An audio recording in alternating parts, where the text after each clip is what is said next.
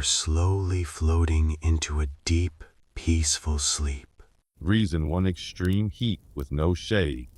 Extreme heat with no shade. You might imagine the Wild West as wide open and beautiful, but much of it consisted of exposed plains, dry grasslands, and desert stretches with very little natural shelter. In large parts of the frontier, including regions that later became Texas, Arizona, and New Mexico, summer temperatures regularly rose to levels that placed steady strain on the body. The heat was not always dramatic or sudden. Often it built gradually through the morning and settled heavily over the land by midday. Shade was limited, especially outside towns. A traveler riding between settlements might spend hours beneath direct sunlight with only a hat or wagon cover for partial relief. Wooden buildings, rather than offering cool interiors, frequently trapped warmth absorbed during the day, making indoor spaces nearly as hot as the air outside. Water sources were not evenly distributed, and carrying sufficient water required planning and physical effort. Wells could be distant, unreliable, or shared among many residents. Without refrigeration, water stored in containers could quickly become warm and less refreshing. Medical understanding of heat exhaustion was limited, and early symptoms such as fatigue, headache, and dizziness were easy to dismiss as ordinary tiredness. As dehydration progressed, judgment could become impaired, slowing reaction time and decision-making. In a region defined by distance and limited infrastructure, even a minor physical decline could carry practical consequences. A single long afternoon under uninterrupted sun, without adequate rest or hydration, might quietly reduce strength and awareness to the point where ordinary tasks, riding, walking, lifting supplies, became difficult to manage safely. Reason 2. Freezing desert nights. Freezing desert nights, while daytime heat often defines popular images of the frontier, the same regions could become unexpectedly cold after sunset, particularly in arid territories such as Arizona and New Mexico. Dry air does not retain warmth efficiently, so once the sun disappeared below the horizon, temperatures frequently dropped at a steady and noticeable pace. Settlers and travelers who had spent the day enduring heat sometimes found themselves facing a very different challenge by nightfall. Homes were typically constructed from wood, canvas, or simple adobe, materials that provided limited insulation against rapid cooling. Gaps in walls, loose doors, and unsealed windows allowed cold air to move freely indoors. Those traveling between towns often slept outdoors or in wagons, relying on blankets that were heavy but not always sufficient. Firewood had to be gathered in advance, and in treeless areas it could be scarce or difficult to transport. Small campfires offered warmth only within a short radius, and once the flames diminished, the surrounding air felt noticeably sharper. Without modern sleeping bags, thermal fabrics, or accurate weather forecasts, many people underestimated how cold desert nights could become. Prolonged exposure to low temperatures could cause stiffness, reduced dexterity, and interrupted sleep, leaving a person fatigued the following day. In an environment where physical labor and alertness were necessary for daily survival, beginning the morning already chilled and poorly rested could quietly increase the difficulty of everything that followed. Reason 3. Unpredictable dust storms. Unpredictable dust storms in many frontier regions stretching across the Great Plains and parts of what would later become Kansas and Colorado. The landscape was dry, open, and highly vulnerable to shifting winds.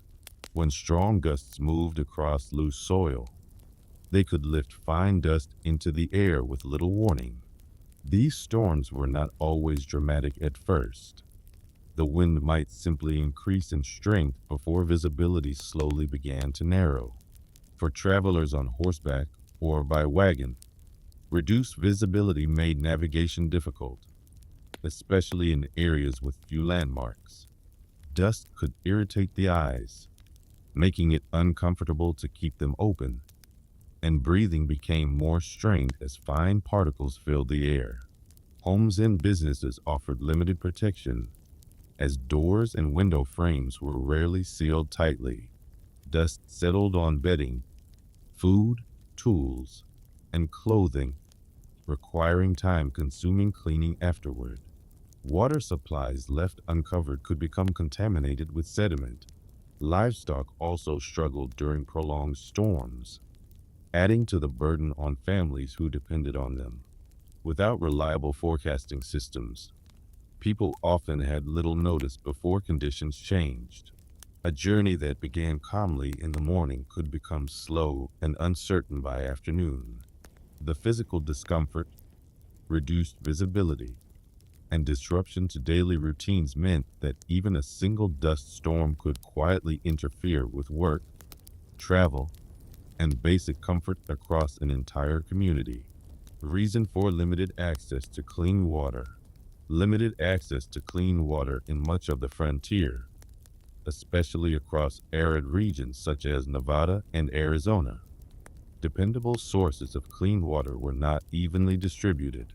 Rivers, streams, and wells often determined where towns could exist, and outside those settlements, access became uncertain. Travelers moving between communities had to plan carefully, carrying water in barrels or canteens that were heavy and limited in capacity.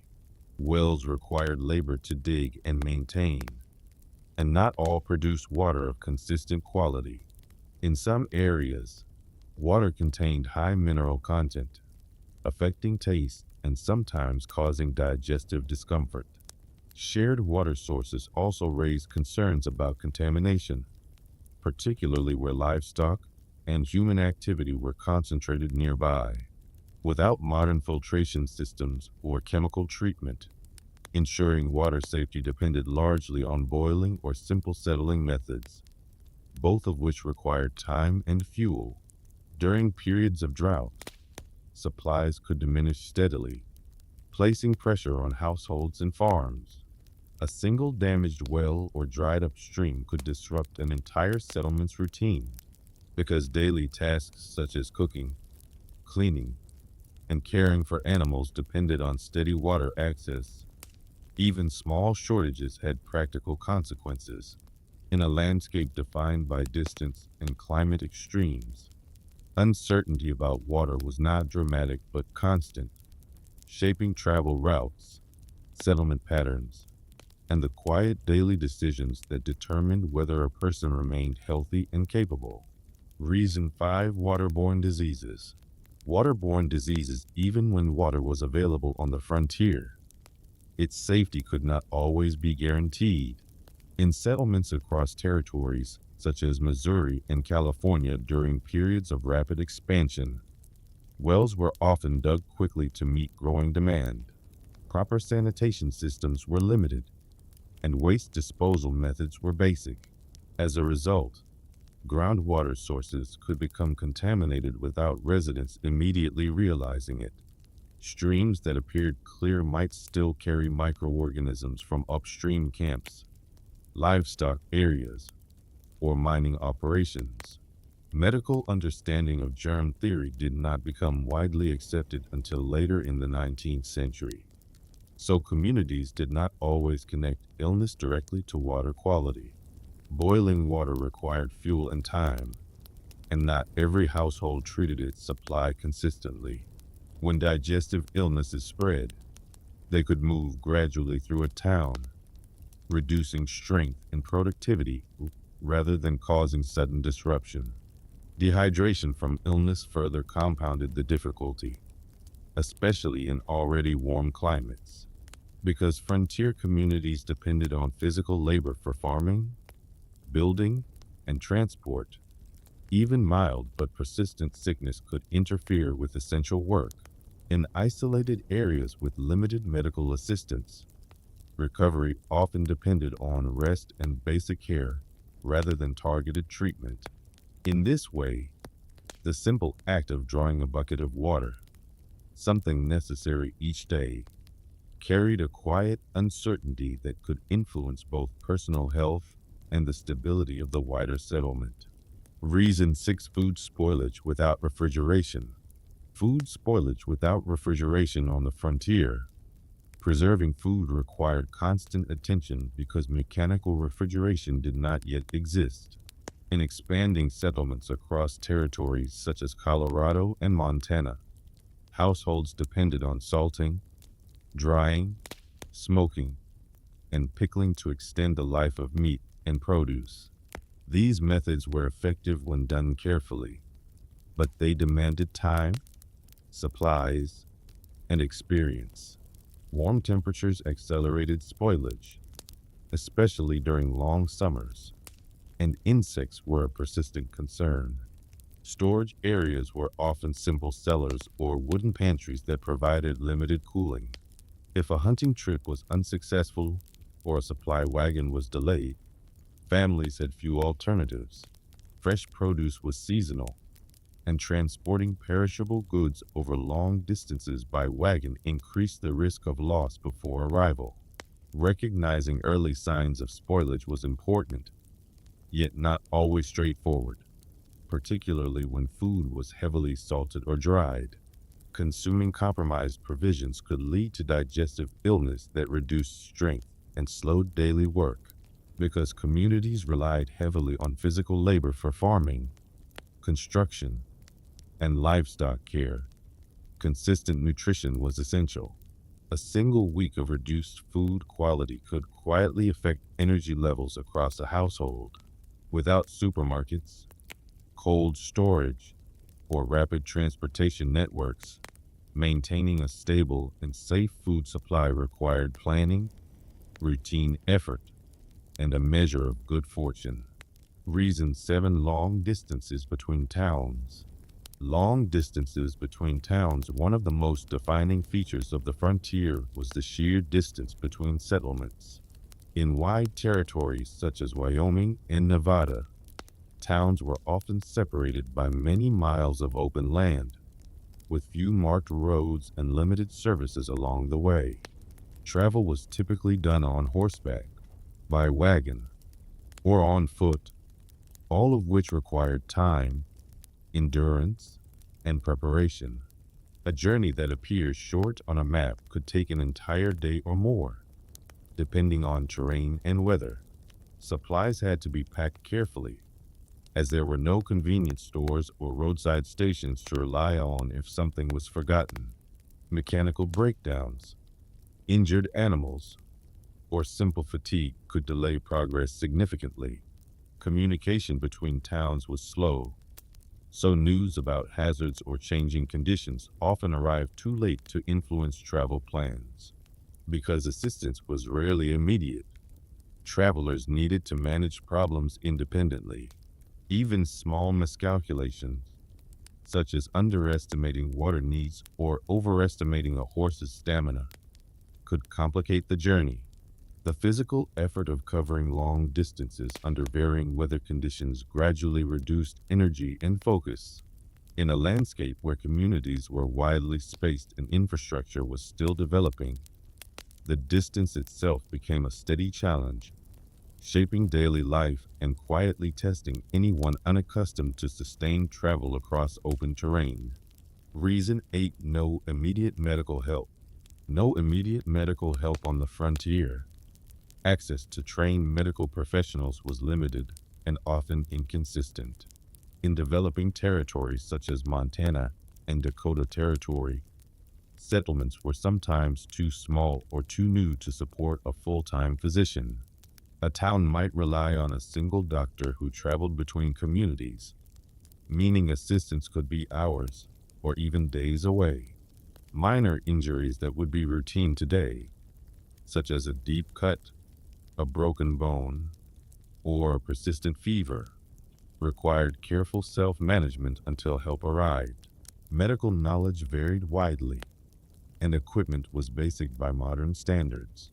Sterilization practices were not yet standardized, and supplies such as clean bandages or specialized instruments were limited. Pharmacies were rare outside larger towns, so remedies were often improvised from available materials. Transportation delays further complicated urgent situations as rough terrain and weather conditions slowed travel. Because daily life involved physical labor, livestock handling, and tool use, the risk of injury was constant. Without prompt evaluation and treatment, small problems could become more serious simply due to time. The absence of immediate medical care did not always result in dramatic outcomes, but it created a steady uncertainty. Living in such an environment required resilience, practical knowledge, and acceptance that professional assistance might not be quickly available when it was most needed. Reason 9: Infected cuts from minor injuries.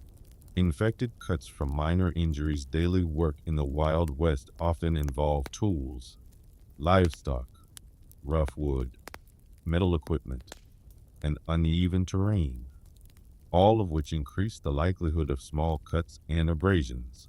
In territories such as Texas and Colorado, farming, ranching, railroad work, and mining required constant physical contact with materials that were not cleaned by modern standards. A simple scrape from barbed wire, a splinter from a wooden beam, or a knife slip while preparing food could open the skin. At the time, germ theory was not yet widely understood in everyday practice, and consistent sterilization methods were uncommon outside more established cities.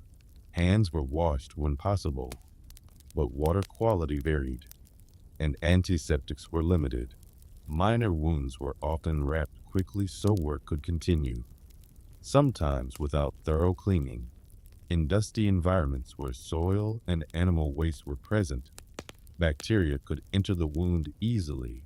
What began as a small, manageable injury could gradually swell, stiffen, and become painful over several days. Without antibiotics, treatment options were restricted to rest, cleaning, and observation. Because frontier life demanded ongoing labor, individuals sometimes continued working despite discomfort, slowing healing. In isolated communities with limited medical access, even a modest infection could interfere with daily responsibilities.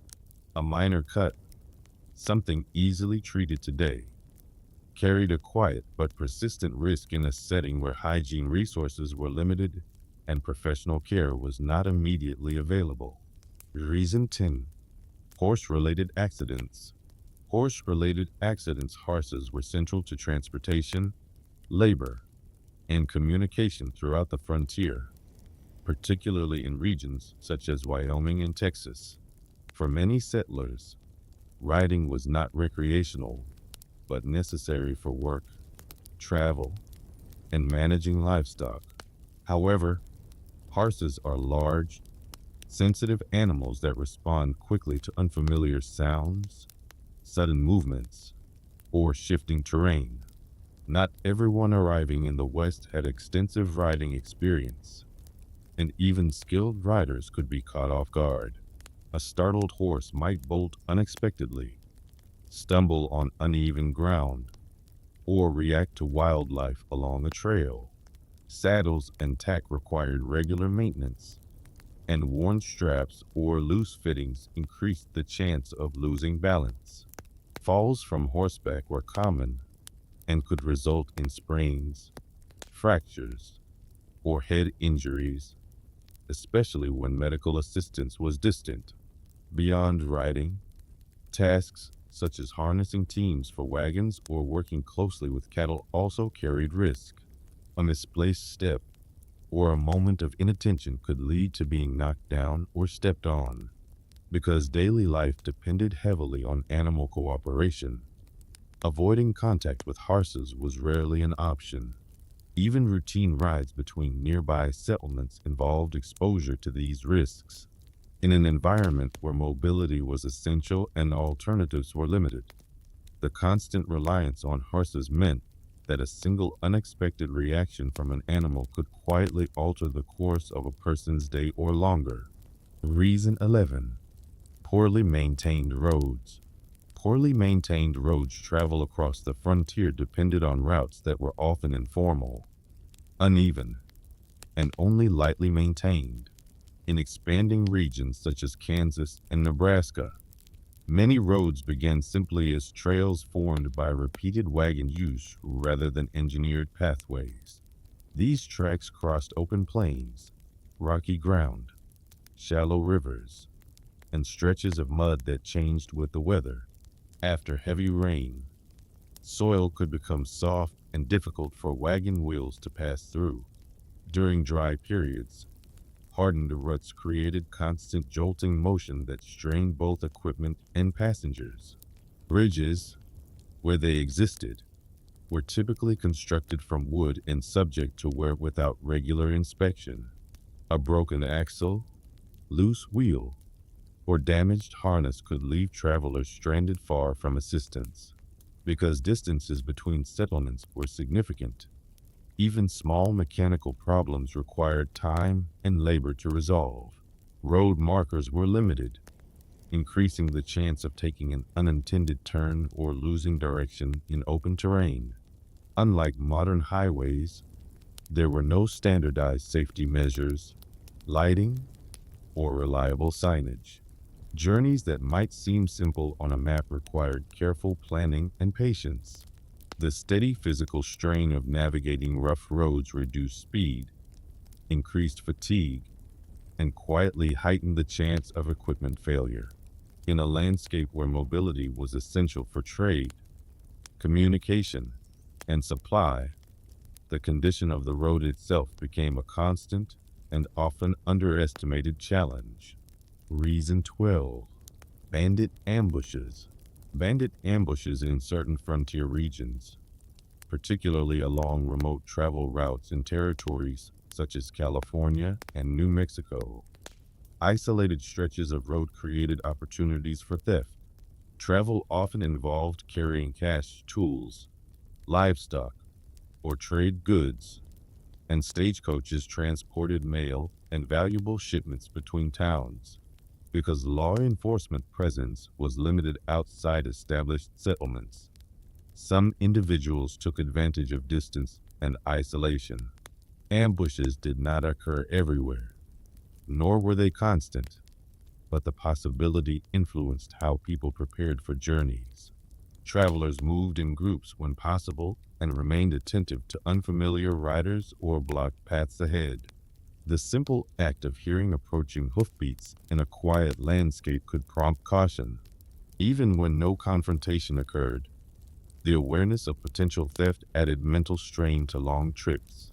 In some cases, bandits targeted supplies rather than individuals, disrupting communication lines or delaying essential deliveries. Recovery of stolen goods was uncertain, especially when offenders moved quickly across wide terrain. The broader social impact included mistrust between strangers and a greater reliance on informal networks for information about safe routes. While popular stories often dramatized such encounters, the more common effect was a persistent sense of vigilance. In an environment where distances were vast and official protection uneven, the possibility of encountering theft along the road shaped how people traveled and how secure they felt beyond town limits. Reason 13. Stagecoach robberies. Stagecoaches served as essential links between frontier communities, carrying passengers, mail, payroll shipments, and commercial goods across long distances. In territories such as Nevada and Colorado, these routes often crossed isolated terrain where assistance was limited and communication was slow. Because stagecoaches transported items of financial value, they became occasional targets for robbery. Companies attempted to reduce risk by assigning armed guards and varying schedules, but predictable routes made complete secrecy difficult. Passengers traveling by coach were aware that delays or suspicious obstacles on the road could signal trouble. Even without direct confrontation, the knowledge that valuables were stored nearby created tension during long journeys. Drivers had to balance speed with safety, ensuring horses were not overworked while still maintaining steady progress. If a robbery did occur, it could interrupt mail delivery, payroll distribution, and trade, affecting not just those present but the wider community awaiting supplies or correspondence. Insurance systems were limited, and financial losses could take time to recover. For travelers, the confined space of a stagecoach meant that any disruption immediately affected everyone aboard. While such events were not constant, the combination of valuable cargo, remote routes, and limited law enforcement meant that the risk remained part of the broader travel experience. Over time, this shaped how people perceived long-distance transport and influenced the development of more secure rail alternatives. Reason 14. Gambling disputes turning violent. Gambling disputes turning violent. Gambling was a common form of recreation in many frontier towns, particularly in rapidly growing communities across territories such as Montana and California during mining booms. Card games and other games of chance offered social interaction after long days of physical labor. However, money was often scarce, and wages earned through ranching, mining, or railroad work represented significant effort. When disputes arose over rules, accusations of cheating, or unpaid debts, tensions could develop quickly. Formal regulation of gambling establishments varied widely from town to town, and consistent oversight was not always present. Alcohol was frequently available in the same spaces, which sometimes affected judgment and patience. While many games concluded without incident, disagreements occasionally required intervention by bystanders or local officials, because firearms were commonly carried. Even minor disputes carried additional risk, although most disagreements were resolved through negotiation or social pressure rather than force. The broader impact of these conflicts extended beyond individual players, influencing perceptions of safety within saloons and entertainment venues. Community leaders sometimes attempted to regulate gambling more strictly to maintain order and encourage stable economic growth. For someone unfamiliar with the social expectations and informal rules of frontier gaming culture, navigating these environments required caution and awareness. A simple misunderstanding at a card table could disrupt not only an evening's recreation, but also relationships within a small and closely connected settlement. Reason 15. Open carry firearms everywhere. Open carry firearms everywhere in many frontier communities across territories such as Texas and Arizona. Carrying a firearm was common practice rather than an exception. Weapons were used for hunting, livestock protection, and personal security in remote areas where formal law enforcement was limited. As a result, it was not unusual to see revolvers worn openly on belts in towns, saloons, and public gatherings. While this visibility was considered practical by many residents, it also required a shared understanding of restraint and responsibility. Not every settlement enforced consistent weapon regulations, and rules varied depending on local leadership. For newcomers unfamiliar with the social norms of the area, interpreting situations could be difficult. A raised voice or heated disagreement might feel more serious when firearms were visibly present, even if no one intended harm. Accidental discharges occasionally occurred due to mishandling or poorly maintained equipment, especially in environments where dust and wear affected mechanical reliability. The constant presence of weapons shaped behavior in subtle ways, encouraging caution in speech and conduct. Community stability often depended on informal expectations of respect and self-control rather than strict institutional oversight. Living in a place where most adults were armed did not mean conflict was constant, but it did require steady awareness. For someone unaccustomed to such surroundings, the adjustment alone could be unsettling and demand careful attention to local customs. Reason 16. Accidental gun discharges. Accidental gun discharges in frontier settlements across territories such as Colorado and New Mexico.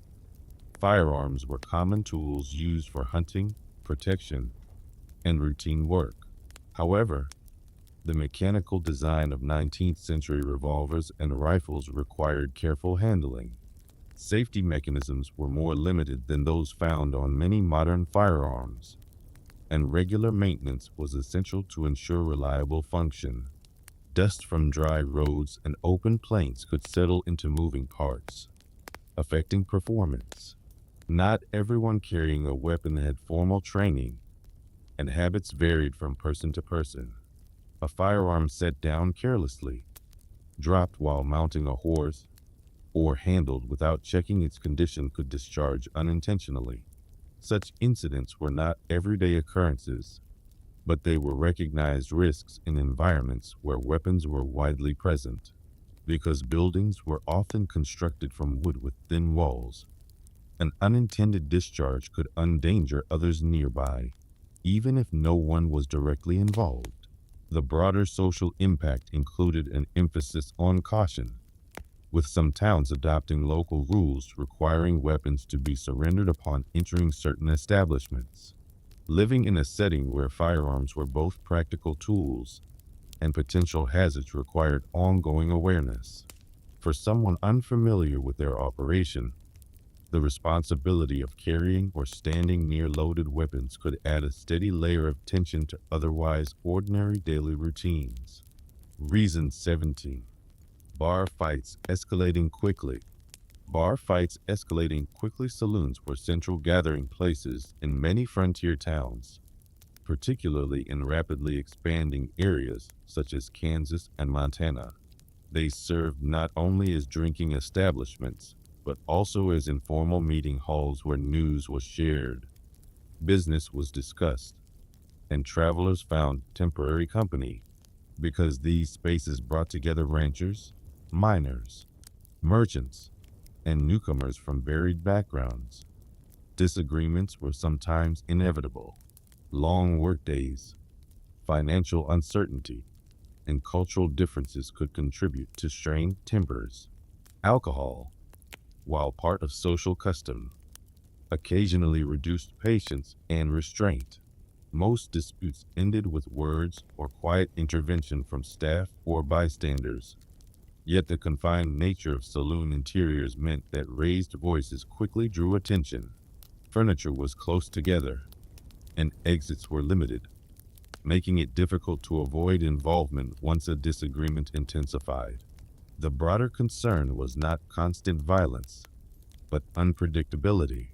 Community leaders often attempted to maintain order through local ordinances or by hiring marshals, yet enforcement varied widely between towns. For individuals unfamiliar with local social expectations, understanding when to step back from a tense conversation required judgment and awareness. Spending an evening in a crowded saloon demanded attentiveness to shifting moods and unspoken rules. In a setting where reputations carried weight and misunderstandings could spread quickly, even minor disputes had the potential to disrupt the calm of an otherwise ordinary gathering. Reason 18. Law enforcement was inconsistent. Law enforcement was inconsistent across many frontier territories, including regions that would later become Wyoming and Arizona. Formal law enforcement structures were still developing.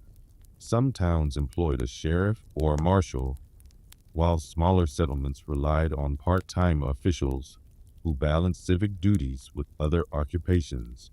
Jurisdictional boundaries were not always clearly defined, and communication between towns was slow. As a result, Enforcement of laws varied depending on local leadership, available resources, and community priorities. Certain offenses might be addressed promptly in one town yet handled more informally in another. Travel between settlements further complicated matters, as authority often did not extend far beyond town limits. In remote areas, residents sometimes depended on informal agreements or community intervention to resolve disputes. While this system could function effectively in close-knit communities, it also meant that expectations were not always consistent. For newcomers unfamiliar with local customs, understanding which rules were strictly enforced required observation and caution. The broader social impact included a reliance on personal reputation and community relationships, rather than centralized oversight. Living in an environment where legal structures were evolving demanded adaptability and awareness. The absence of uniform enforcement did not guarantee disorder, but it required individuals to navigate varying standards carefully, especially when moving between different frontier settlements. Reason 19. Corrupt local officials. Corrupt local officials in some rapidly expanding frontier towns, particularly in areas influenced by mining booms in regions such as California and Nevada. Local government developed quickly and sometimes without strong oversight. Officials were often elected from within small communities where personal relationships, business interests, and political authority overlapped.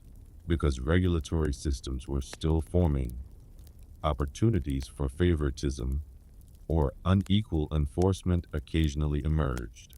A town marshal, judge, or council member might have financial ties to certain businesses, influencing how disputes were resolved or which regulations were prioritized. Limited communication with higher territorial authorities meant that accountability mechanisms were slower and less formalized than in established eastern cities. For residents, this created a landscape where outcomes could depend as much on personal connections as on written law. Individuals unfamiliar with local networks might find it difficult to anticipate how decisions would be made. While many officials acted responsibly, the perception of partiality could affect trust within the community. Economic growth depended on stability and predictable governance, so inconsistencies sometimes discouraged outside investment or migration. Navigating daily life in such an environment required awareness of informal power structures as well as formal rules. In a setting where institutions were still evolving, even minor administrative decisions could influence property rights, business operations, or dispute resolutions in ways that were not always transparent. Reason 20. Vigilante justice. Vigilante justice in certain frontier communities, particularly in newly established settlements across territories such as Montana and California during periods of rapid population growth. Formal legal institutions were sometimes viewed as slow or ineffective. When residents believed that theft, fraud, or violent behavior was not being addressed promptly, groups of citizens occasionally organized themselves to respond. These vigilante committees were typically formed with the stated intention of restoring order and protecting property. However, their actions operated outside structured legal procedures, and standards of evidence or fairness were not always consistent. Decisions were often made quickly, influenced by community sentiment rather than formal investigation. While some residents supported such measures as practical solutions in isolated environments, others were concerned about the absence of due process. The broader social impact included an atmosphere of uncertainty, as individuals could face collective judgment without clear legal safeguards. For newcomers unfamiliar with local expectations, understanding how disputes might be handled required careful observation. Even when vigilante groups were short-lived, their presence shaped how authority and justice were perceived within the settlement. In a region where official institutions were still developing, Reliance on informal enforcement reflected both the challenges of distance and the desire for stability. Yet it also introduced unpredictability into the structure of daily life. Reason 21. Outbreaks of cholera. Outbreaks of cholera in the 19th century. Outbreaks of cholera affected various parts of the United States, including frontier regions connected by expanding migration and trade routes such as Missouri and Texas. The disease spread primarily through contaminated water sources, and during periods of rapid settlement growth, sanitation systems were often underdeveloped. Wells, rivers, and storage barrels could become compromised without clear warning signs. At the time, medical understanding of disease transmission was still evolving, and the connection between water quality and illness was not always fully recognized in everyday practice. When cases appeared in a town, they could spread gradually among households sharing common water supplies. Communities sometimes responded by attempting to isolate the sick or clean public areas more carefully, but resources were limited. Travel between towns also contributed to the movement of disease, as wagon trains and riverboats carried people across long distances. Because frontier settlements relied heavily on physical labor for agriculture, construction, and trade, even moderate illness disrupted productivity. Fear of contagion could alter daily routines, reducing public gatherings and slowing commerce. Without modern rehydration treatments or advanced medical facilities, recovery depended largely on rest and basic supportive care. The presence of cholera outbreaks did not mean constant crisis, but it introduced a recurring public health concern that shaped how communities approach water management and hygiene in an environment where infrastructure was still developing.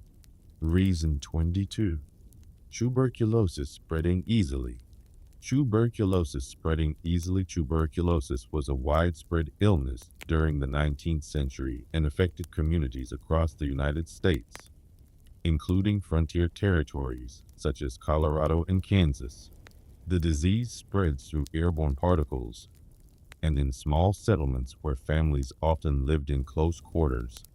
Transmission could occur gradually over time.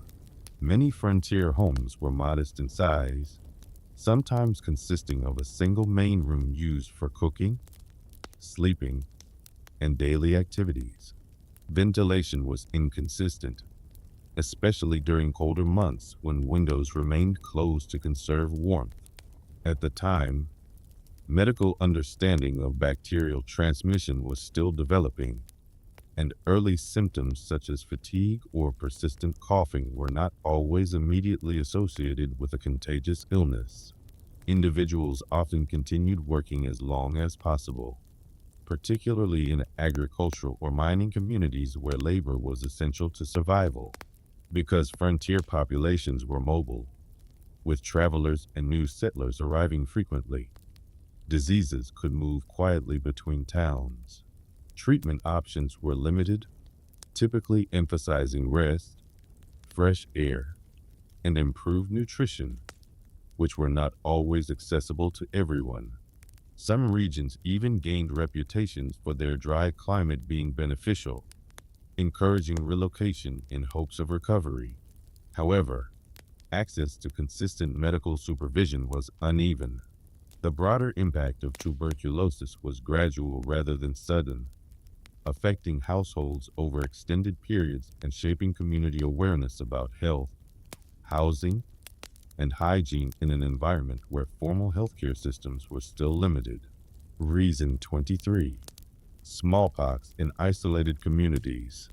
Smallpox in isolated communities. Smallpox remained a serious public health concern throughout the 19th century, including in frontier territories such as New Mexico and Oregon, where medical infrastructure was still developing.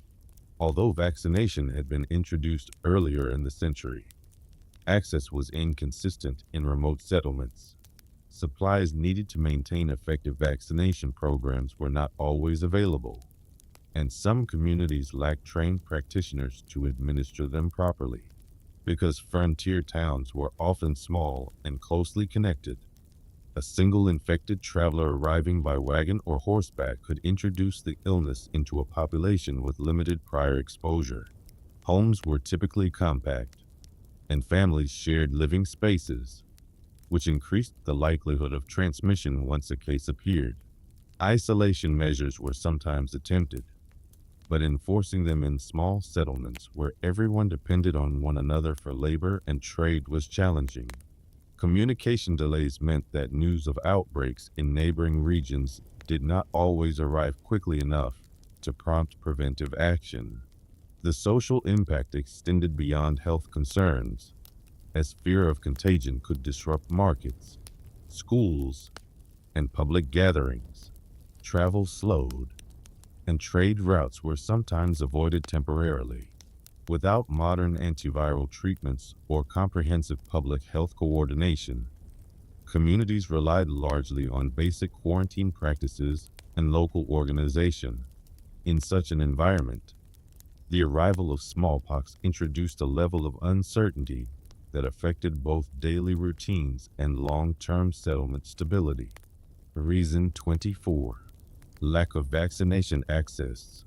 Lack of vaccination access. Although vaccines for certain diseases existed during the 19th century, access to them across frontier territories such as Kansas and Texas was uneven and often delayed.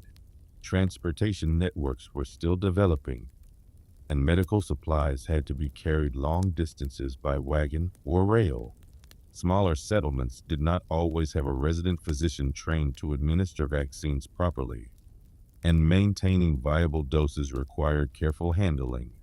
In some cases, communities depended on traveling doctors who visited only periodically, limiting the ability to conduct widespread immunization campaigns. Public understanding of vaccination also varied, as medical communication was slower and not standardized. Without coordinated public health systems, decisions about vaccination were often left to individual households rather than organized community programs. When outbreaks of preventable diseases occurred, it could become clear that coverage was incomplete. Families living far from town centers faced additional barriers, as reaching a clinic might require hours of travel. Because frontier life already involved physical labor and environmental exposure, illness carried economic as well as personal consequences.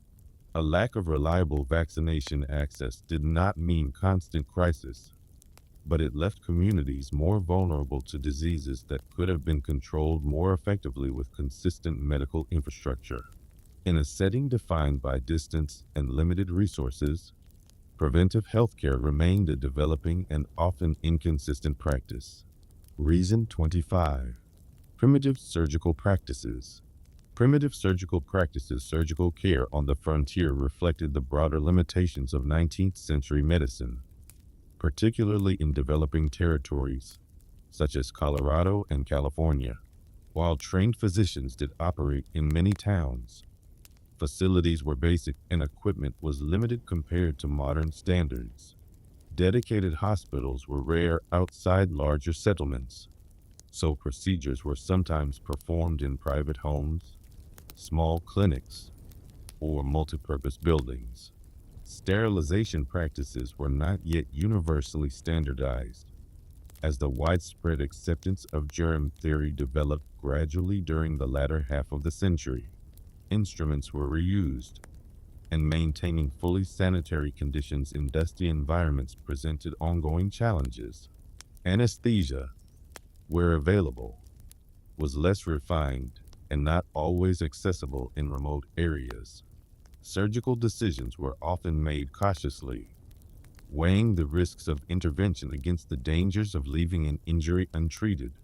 Recovery depended heavily on rest, nutrition, and the body's natural resilience, rather than targeted medications. Because frontier communities relied on physical labor, a serious injury that required surgery could interrupt a household's income and productivity for extended periods. Travel delays further complicated access to specialized care, as patients might need to endure long journeys before reaching an experienced practitioner. Surgical treatment was not constant or routine, but when required, it carried uncertainty due to limited resources and evolving medical knowledge. Living in an environment where advanced procedures were difficult to obtain meant that prevention and careful daily habits were especially important for long-term well-being. Reason 26. No antibiotics. No antibiotics during the 19th century. Antibiotics had not yet been discovered, which meant that bacterial infections were treated without the medications that are considered routine today. In frontier territories such as Wyoming and Oregon, medical practitioners relied on cleaning wounds, draining infections when necessary, and supporting the body's natural recovery through rest and basic remedies. Even minor illnesses that would now be resolved quickly with a prescribed course of antibiotics could persist for days or weeks.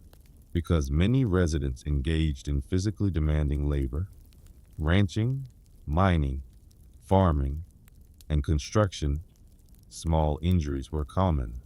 When bacteria entered a wound, the body's immune response was the primary defense. Without antimicrobial drugs, outcomes varied depending on overall health, environmental conditions, and the timeliness of care. Travel distances further complicated treatment, as reaching a physician could require hours or longer. Home remedies and herbal preparations were sometimes used, but their effectiveness was inconsistent. The absence of antibiotics did not mean that every infection became severe, but it introduced uncertainty into recovery. Communities learned to prioritize cleanliness where possible, though maintaining sterile conditions in dusty, crowded environments was challenging. In a setting where physical strength and endurance were essential to daily life, the lack of targeted medication meant that even moderate infections could reduce productivity and alter plans, reinforcing the importance of caution and prevention in everyday tasks. Reason 27. Dental infections becoming serious. Dental infections becoming serious. Dental care on the frontier was limited, particularly in developing territories such as Montana and Texas, where professional services were scarce outside larger towns. Tooth decay was common due to diet, limited hygiene tools, and the absence of routine preventive care. Sugar, flour, and preserved foods formed part of many diets, especially in mining or ranching communities where fresh produce was seasonal. Toothbrushes and dental powders existed, but were not always consistently used, and access to trained dentists was irregular. When pain developed, treatment often involved extraction rather than restoration, as advanced procedures were not widely available. Infections that began in a single tooth could gradually spread to surrounding tissue if not addressed promptly.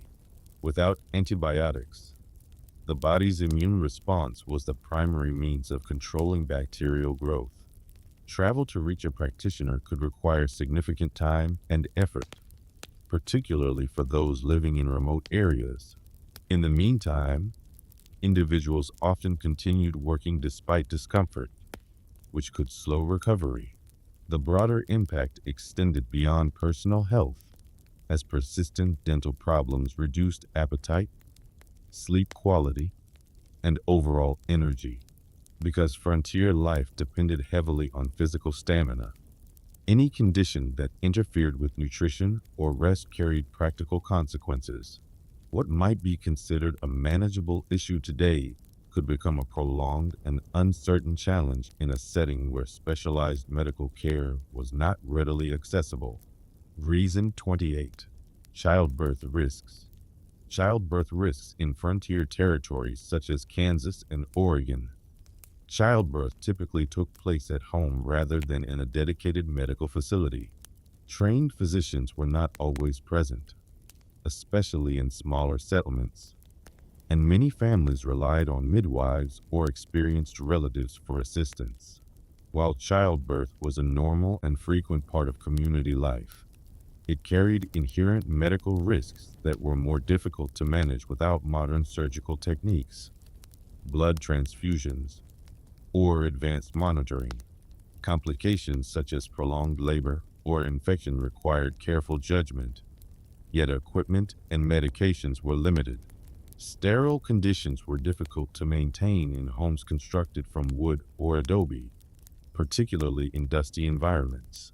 Travel to reach a doctor, if one was available, could take valuable time. Recovery also depended on rest and proper nutrition, which were not always easy to secure in households dependent on constant labor. The broader social impact extended beyond the immediate family, as successful childbirth contributed directly to the growth and stability of settlements. At the same time, the uncertainty surrounding delivery required communities to share knowledge and support one another.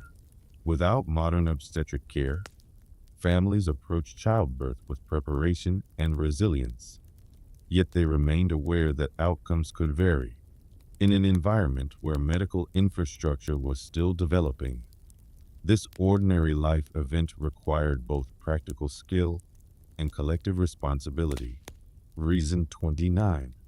Limited sanitation systems. Limited sanitation systems in many frontier settlements across territories such as Nevada and Colorado. Organized sanitation systems were either minimal or still in early stages of development. Most towns did not have underground sewer networks, and waste disposal relied on outhouses, open pits, or simple drainage arrangements. These methods functioned adequately when populations were small, but rapid growth, especially during mining or railroad booms, placed pressure on limited infrastructure. In densely built areas with wooden structures and narrow streets, waste could accumulate if not regularly managed. Rainfall sometimes carried runoff into shared water sources, particularly where wells were shallow or poorly protected. Public awareness of germ theory was gradually increasing during the late 19th century, yet consistent sanitation standards were not universally applied. Households were largely responsible for maintaining their own cleanliness, which varied depending on resources and knowledge. The broader impact extended beyond health concerns to overall quality of life. Odors, insects, and contamination affected markets, homes, and communal spaces. Because frontier communities depended on physical labor and cooperation, widespread illness or discomfort reduced productivity and slowed development. Efforts to improve sanitation, such as digging deeper wells or relocating waste areas, required collective organization and funding, which were not always immediately available. Living in a settlement without comprehensive sanitation systems meant adapting to environmental conditions that demanded regular maintenance and ongoing vigilance to protect both individual households and the wider community. Reason 30. Animal waste in streets. Animal waste in streets in many frontier towns across territories such as Texas and Wyoming. Animals were central to transportation, agriculture, and trade. Horses, mules, and cattle moved regularly through main streets, tied outside saloons, general stores, and boarding houses. Because mechanized transport did not yet exist, nearly all movement of goods and people depended on livestock. As a result, animal waste accumulated in public areas as a routine part of daily life. While some towns organized periodic street cleaning, resources were limited and maintenance varied according to local leadership and population size. During dry weather, waste could harden and break into dust, which then mixed with soil and circulated through the air. In wet conditions, streets sometimes became muddy and difficult to navigate. The presence of waste also attracted insects, adding another layer of inconvenience. Public health knowledge was still evolving, and while residents recognized unpleasant conditions, The connection between sanitation and disease transmission was not always fully understood. Shop owners and homeowners near busy roads often swept or managed the space directly outside their buildings, but responsibility for broader cleanup depended on collective effort. Walking through town required attentiveness to footing, particularly at night when lighting was limited. The constant presence of working animals brought practical benefits to frontier communities, yet it also shaped the physical environment in ways that demanded adaptation and regular maintenance. Reason 31. Dangerous river crossings. Dangerous river crossings. Rivers served as important landmarks and water sources across frontier territories such as Montana and Oregon, yet crossing them was not always straightforward. Bridges were limited outside established towns, and many travelers relied on shallow fords or improvised ferries. Water levels changed with seasonal snowmelt or rainfall, altering depth and current strength from one week to the next. A crossing that appeared manageable in the morning could become more challenging later in the day. Wagon wheels could become stuck in soft riverbeds, and horses sometimes lost footing on submerged rocks. Cargo had to be secured carefully to prevent shifting or water damage. Because distances between settlements were long, turning back was not always practical once a route had been chosen. Cold water temperatures added further strain, particularly in northern regions, reducing physical endurance during extended crossings. There were no standardized warning signs or real-time updates about river conditions, so travelers depended on local knowledge or observation. Even when successful, a crossing often required coordinated effort and patience, slowing overall travel time. Rivers were essential to settlement patterns and trade, but they also represented natural barriers that demanded judgment and preparation. For individuals unfamiliar with the terrain, assessing current strength and river depth required caution, as a miscalculation could delay a journey and place additional stress on both people and animals involved. Reason 32. Limited access to fresh produce. Limited access to fresh produce in many frontier settlements across regions such as Kansas and Nevada. Access to fresh fruits and vegetables depended heavily on season, location, and transportation routes. Refrigeration did not yet exist, and long-distance shipping was slow and unpredictable. Communities far from fertile farmland often relied on preserved goods such as dried beans, salted meat, flour, and canned items when available. While these foods provided necessary calories, they did not always supply a balanced range of nutrients. During winter months or periods of drought, variety decreased further. Gardens could supplement diets, but success depended on soil quality, water availability, and protection from grazing animals. Crop failures were not uncommon, especially in areas with limited rainfall. Without consistent access to fresh produce, individuals sometimes experienced nutritional deficiencies, though the scientific understanding of vitamins had not yet developed. Meals were practical and repetitive, shaped by what could be stored or transported without spoilage. For someone accustomed to modern grocery stores stocked year-round, the limited and uncertain food supply would require adjustment. Daily planning centered not only on taste or preference, but on durability and survival. Over time, this restricted diet influenced health, energy levels, and overall resilience in a demanding environment where physical labor was common. Reason 33. Unpredictable law enforcement. Unpredictable law enforcement in many frontier towns across territories such as Arizona and Colorado. Systems of law enforcement were still developing and varied widely from one settlement to another. Some communities appointed a sheriff or marshal, but staffing was often minimal, and authority depended largely on personal reputation rather than structured oversight. Formal police departments were rare outside larger cities. This meant that enforcement of laws could shift depending on who held office, local politics, or immediate circumstances. Court systems existed, yet access to trained judges or legal professionals was inconsistent, particularly in newly established towns. Disputes were sometimes settled informally by community consensus, which could produce different outcomes from place to place. Written statutes might not always be clearly communicated to new arrivals, creating uncertainty about expectations and consequences for travelers or newcomers unfamiliar with local customs. Navigating these differences required caution and observation. The absence of standardized training and centralized administration contributed to variability in how rules were interpreted. While many officials aimed to maintain order, limited resources made consistent oversight difficult.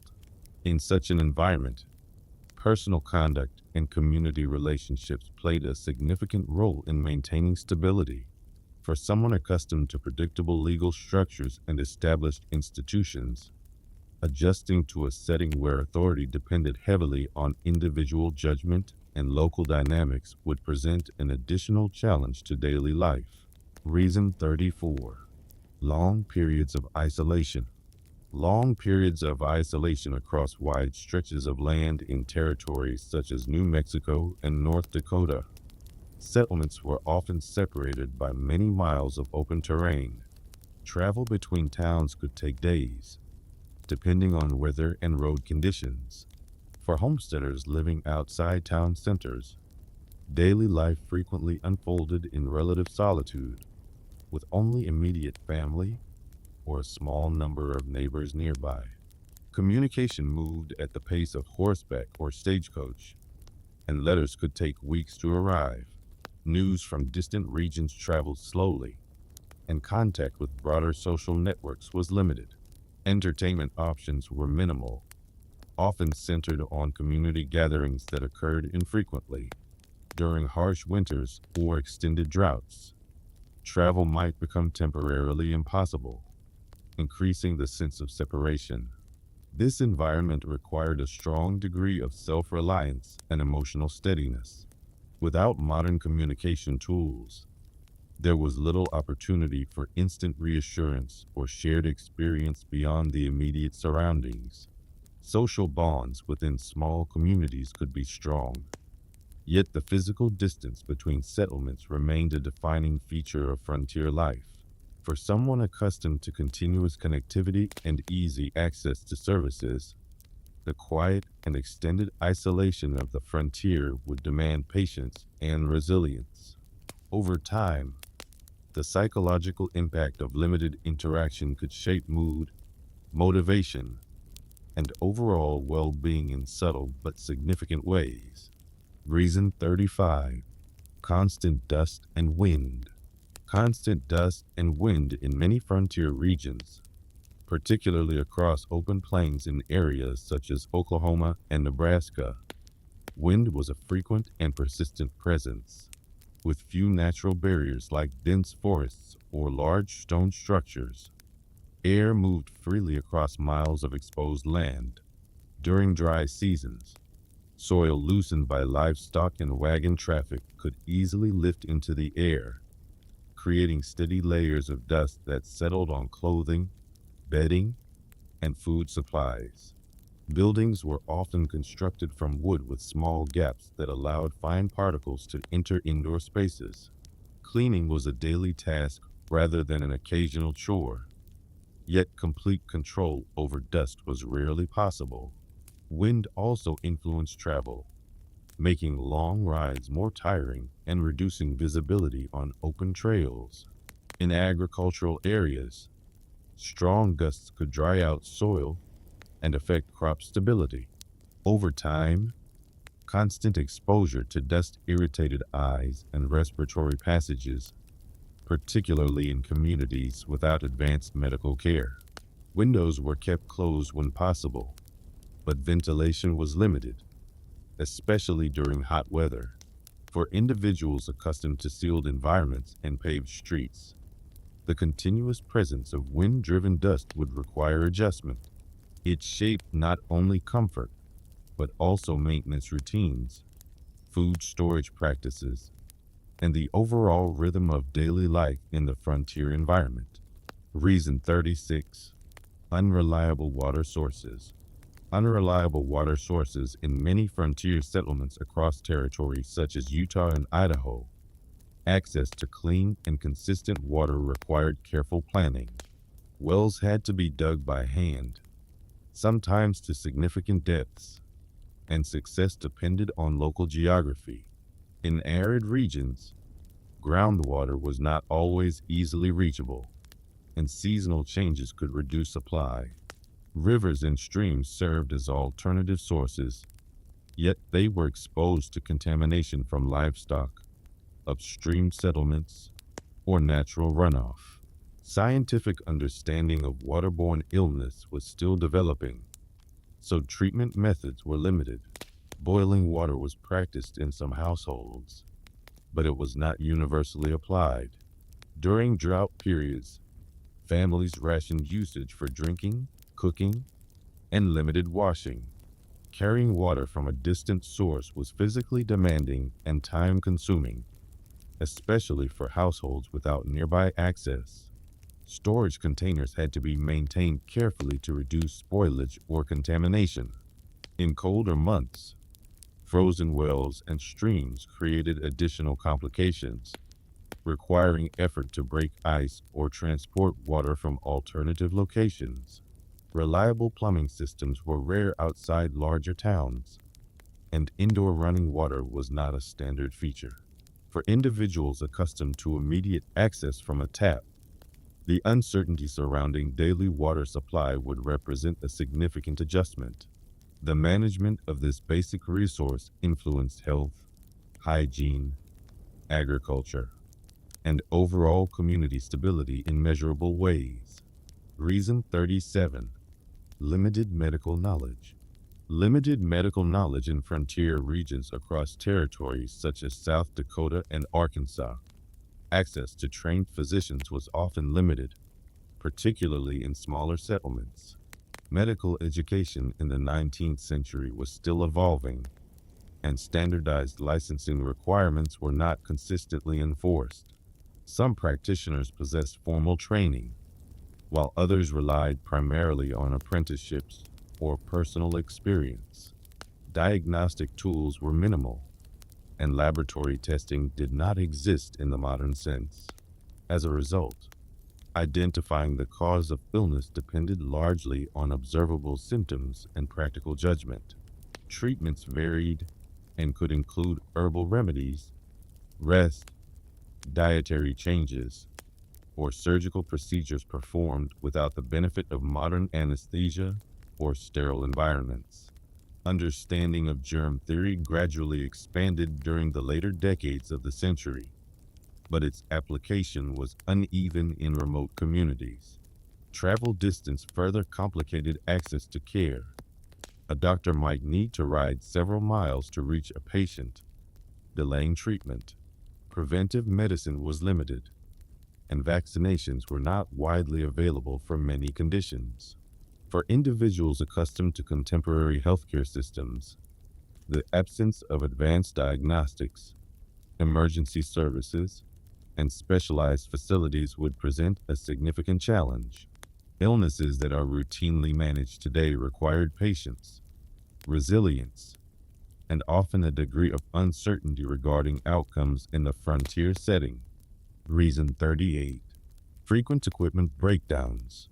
Frequent equipment breakdowns. Daily life in frontier territories such as Missouri and Colorado depended heavily on tools, wagons, harnesses, and farming implements that endured constant physical strain. Unlike modern machinery supported by readily available spare parts, most equipment was handmade or produced in limited quantities. When a wagon wheel cracked or a plow blade dulled, immediate replacement was not guaranteed. Repairs required practical skill, time, and access to materials such as iron fittings or seasoned wood. Blacksmiths served an essential role in many towns, yet their workshops could become busy, particularly during harvest or migration seasons.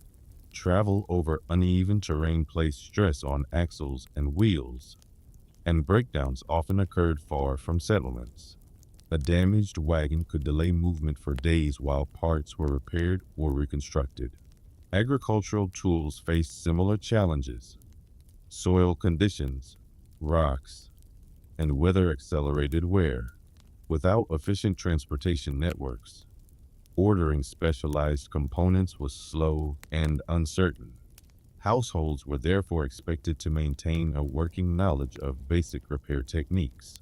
For someone accustomed to modern supply chains and easily replaced consumer goods, adapting to an environment where durability and self-repair were routine necessities would require patience and mechanical competence. Equipment reliability influenced productivity, travel schedules, and overall stability within frontier communities. Reason 39. Unpredictable weather patterns. Unpredictable weather patterns across frontier regions such as Kansas and Montana. Weather conditions could change with limited warning and considerable impact. Meteorological forecasting did not exist in a modern scientific form, and communities relied primarily on observation of clouds, wind direction, and seasonal memory. Sudden storms could interrupt travel plans, damage crops, or delay construction projects. In open prairie landscapes, there were few natural barriers to reduce the force of wind, which could intensify rapidly. Heavy rainfall sometimes transformed dry trails into difficult terrain, slowing wagons and isolating settlements temporarily. Conversely, extended dry periods placed strain on water supplies and agricultural output. Temperature shifts between day and night were also significant in many areas, requiring adaptable clothing and shelter arrangements. Without insulated housing or centralized heating systems, indoor comfort closely followed outdoor conditions. Livestock management depended on anticipating these shifts, yet accuracy was limited to experience rather than data. For individuals accustomed to detailed forecasts and climate-controlled interiors, adjusting to such variability would require heightened awareness and preparation. The absence of reliable predictive systems meant that daily routines, economic activity, and travel schedules were frequently shaped by environmental uncertainty, reinforcing the need for flexibility and practical judgment in frontier life. Reason 40. Limited educational opportunities. Limited educational opportunities in many frontier territories such as Nevada and New Mexico. Formal education systems were still developing and often depended on local funding and volunteer teachers. Small settlements might establish a one-room schoolhouse serving children of multiple ages with a single instructor. Attendance was influenced by seasonal labor demands, particularly during planting or harvest periods when children contributed to family work. Textbooks were limited, and supplies such as paper and ink were not always abundant. Curriculum varied widely, focusing on basic literacy, arithmetic, and practical knowledge, rather than standardized advancement. Secondary education opportunities were rare outside larger towns, and travel distance made regular attendance difficult for families living far from community centers. Teacher qualifications also differed significantly, as formal certification standards were not consistently enforced across territories. Weather conditions and building maintenance further affected school schedules, sometimes shortening the academic year. For families prioritizing immediate economic survival, long-term schooling could become secondary. As a result, literacy rates and educational attainment varied from one settlement to another. For someone accustomed to structured school systems, digital resources, and broad academic pathways, adjusting to a setting where learning depended heavily on local resources and community organization would require flexibility. Education existed on the frontier, but its scope and consistency reflected the practical realities of settlement life. Reason 41. Slow communication networks. Slow communication networks in frontier territories, such as California and Utah. Communication moved at a measured pace shaped by physical distance and transportation methods. Before widespread telegraph expansion, most news traveled by stagecoach, horseback courier, or wagon.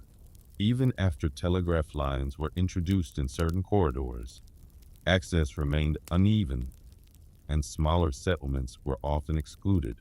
Letters required days or weeks to reach their destination, depending on terrain and weather. Delays were common, and certainty about delivery times was limited. Newspapers circulated within towns, yet national or international developments might arrive long after events had occurred. This gradual flow of information influenced business decisions, legal matters, and personal relationships. Families separated by migration experienced extended periods without updates, relying on patience and trust in the reliability of mail routes. In urgent situations, options for immediate assistance were minimal. The absence of instant communication meant that misunderstandings could persist longer, and coordination across distances demanded careful planning. For individuals accustomed to rapid digital connectivity, the slower rhythm of information exchange would require adjustment. Daily life unfolded with less external interruption, but also with greater uncertainty regarding events beyond the immediate community. Communication infrastructure shaped both economic development and social cohesion in measurable ways across the frontier. Reason 42. Basic housing construction. Basic housing construction in frontier territories such as Wyoming and Colorado. Housing was often constructed with the materials immediately available, including timber, sod, or simple wooden planks. Early settlers prioritized speed and function over long-term durability, especially when establishing new homesteads. Sod houses on the plains used thick sections of earth and grass stacked into walls, which provided insulation but required regular maintenance. Wooden cabins, while more durable, were vulnerable to temperature shifts, moisture, and insect damage. Glass windows were not always abundant, and gaps between boards could allow wind and dust to enter interior spaces. Roofing materials varied, sometimes consisting of wooden shingles or layered sod, both of which demanded upkeep after storms. Interior space was limited, and multiple family members commonly shared small rooms. Furniture was practical rather than decorative, often handmade or transported at considerable effort.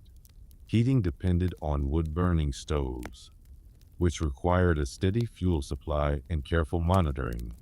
Plumbing and indoor sanitation systems were rare outside larger towns.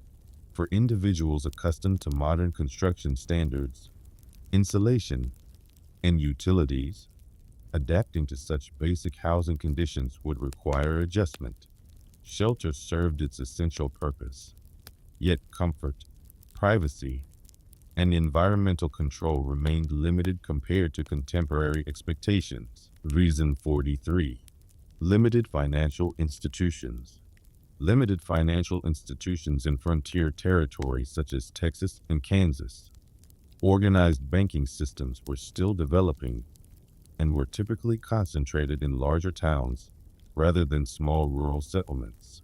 Many communities had no formal bank at all, requiring residents to store savings in their homes or rely on trusted local merchants for informal credit. Currency circulation could be inconsistent, particularly in newly established areas where trade was still stabilizing. As a result, barter transactions remained common, with goods such as livestock, grain, or tools exchanged directly for services.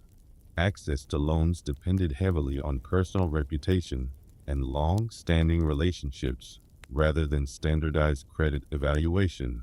Written contracts existed, yet enforcement mechanisms were limited by distance and evolving legal frameworks.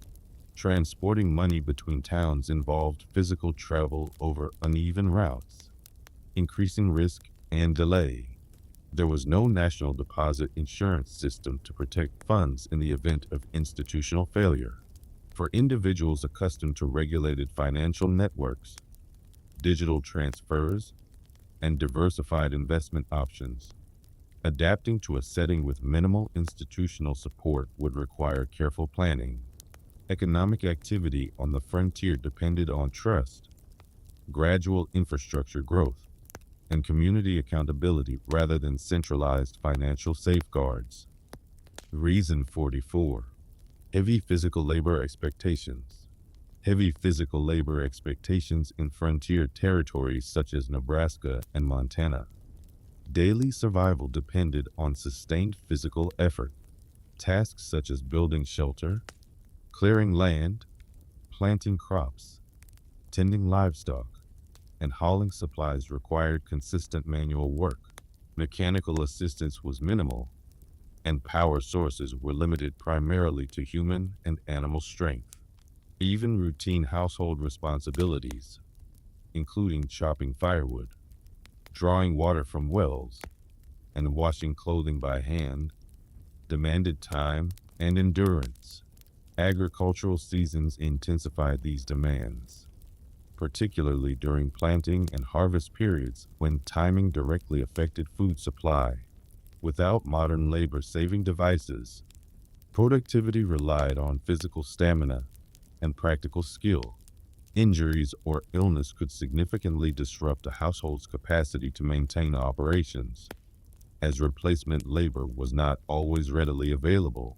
Children often contributed to daily chores at an early age, reflecting the necessity of shared effort. Rest periods existed but were shaped by daylight hours and seasonal requirements rather than structured schedules. For individuals accustomed to mechanized tools, automated systems, and service-based economies, adapting to a routine grounded in continuous physical exertion would require both conditioning and adjustment. Labor formed the foundation of economic and domestic stability on the frontier, shaping social roles and daily rhythms in a direct and tangible manner. Reason 45. Limited fire protection services. Limited fire protection services in frontier territories such as Arizona and California. Organized fire protection systems were still in early stages of development, particularly outside established urban centers. Many towns relied on volunteer bucket brigades rather than formally trained departments. Buildings were often constructed from wood and positioned close together along main streets, increasing vulnerability to accidental ignition. Lighting commonly depended on oil lamps or candles, and heating required wood-burning stoves, both of which carried inherent risk if not carefully monitored. Water access during emergencies depended on nearby wells, barrels, or natural sources, and rapid pressure-based delivery systems did not yet exist. Response times were shaped by proximity and availability of able-bodied residents rather than centralized dispatch. Preventive building codes were limited, and insurance structures were still evolving in many communities.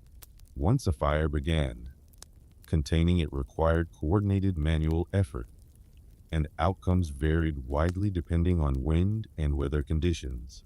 For individuals accustomed to modern firefighting equipment, regulated construction standards, and emergency services reachable by telephone, adapting to a setting with fewer protective systems would require vigilance. Fire posed a persistent practical concern, influencing town planning, daily habits, and community cooperation in measurable ways. Reason 46. Seasonal food shortages. Seasonal food shortages in frontier territories such as North Dakota and South Dakota. Food availability shifted noticeably with the seasons. Agricultural production depended on rainfall, soil conditions, and timing, and harvest yields were not guaranteed. During late winter or early spring, stored supplies from the previous year could become limited, particularly if crops had been modest or transportation routes delayed deliveries. Preservation methods, such as salting, drying, and smoking, extended shelf life. Yet these techniques required planning and sufficient initial harvests. Fresh produce was largely confined to growing months, and livestock numbers influenced access to dairy and meat. Severe weather could disrupt both planting and distribution, compounding shortages. Markets in larger towns sometimes offered additional variety, but reaching them required travel time and dependable transport. Without refrigeration or rapid shipment networks, maintaining consistent supply was a continual concern. Families therefore rationed provisions carefully, balancing immediate consumption with long-term needs. For individuals accustomed to year-round supermarket access and global food distribution systems, adjusting to a cycle where diet reflected seasonal constraints would require foresight and moderation. Food management on the frontier was closely tied to environmental rhythms, and careful storage practices played a central role in maintaining household stability throughout the year. Reason 47. Limited transportation infrastructure. Limited transportation infrastructure in frontier territories such as Idaho and Nevada. Transportation networks were still forming and often consisted of dirt trails shaped by repeated wagon travel rather than engineered roads. These routes could become uneven, rutted, or muddy depending on weather conditions. Rail lines expanded gradually, yet coverage remained incomplete, leaving many settlements accessible only by horseback or wagon. Travel speed depended on terrain, animal endurance, and daylight hours. Mechanical breakdowns, natural obstacles, or seasonal flooding could slow movement considerably. Bridges were limited in remote areas, requiring detours or careful crossings at shallow points.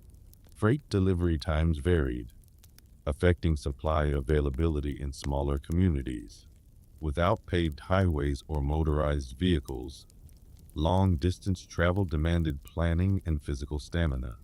The absence of standardized signage also required familiarity with landmarks and local guidance. For individuals accustomed to reliable highways, public transit, and rapid air travel, adapting to slower and less predictable transportation systems would require patience. Infrastructure development was ongoing and often tied to population growth, meaning that access improved gradually rather than immediately. Transportation limitations influenced trade, communication, and migration patterns, shaping how communities connected with one another across wide geographic distances. Reason 48. Exposure to economic fluctuations. Exposure to economic fluctuations in frontier territories such as Colorado and California. Local economies were often closely tied to single industries, including mining, ranching, or railroad expansion. When commodity prices shifted or resource deposits declined, entire communities felt the impact.